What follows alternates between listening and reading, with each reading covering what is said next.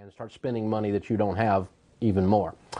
All right, checking in with the email bag, Tyler from Massachusetts writes, many people have a long-term need for life insurance. How can you recommend term to everyone? Don't you feel like you're giving them bad advice?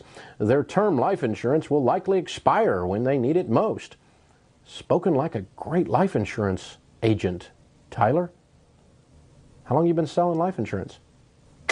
And those weren't questions, those were passive-aggressive statements, weren't they, sir? So let's deal with it, though. I can easily recommend term life insurance as the only thing, because the rest of it's garbage. It's a ripoff. You're much better off buying term insurance at about 5 cents on the dollar for the same amount of insurance, and investing the rest of your money. You'll end up with much more. Let's kind of follow this through for a second. You'll see what I'm talking about. Let's say I'm talking to a 32-year-old who has a 4-year-old and a 2-year-old.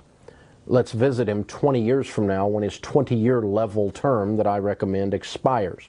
That would make him 52. He would have a 24-year-old and a 22-year-old. They should, hypothetically, both be out of college, both be grown, gone, out of the picture, no longer a liability. The kids are grown and gone at 52 for that 32-year-old 20 years from today. Let's see. His house would be paid for, because you've never heard Dave Ramsey ever recommend a mortgage more than 15 years. So in 20 years, he will have been debt-free for 5 years, house and everything.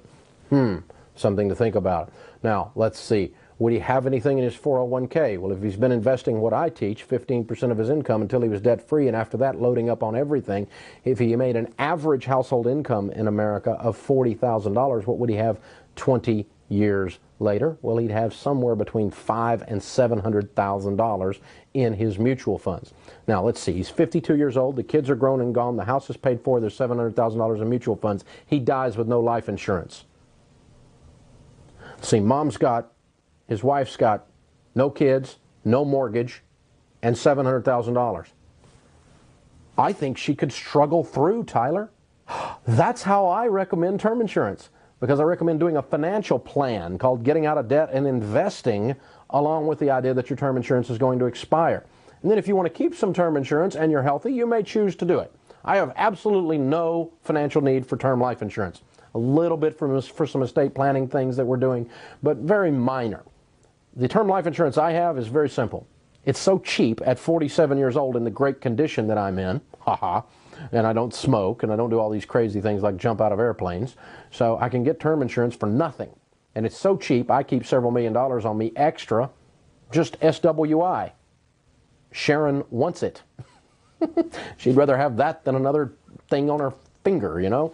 All right, we'll be right back with more of your emails.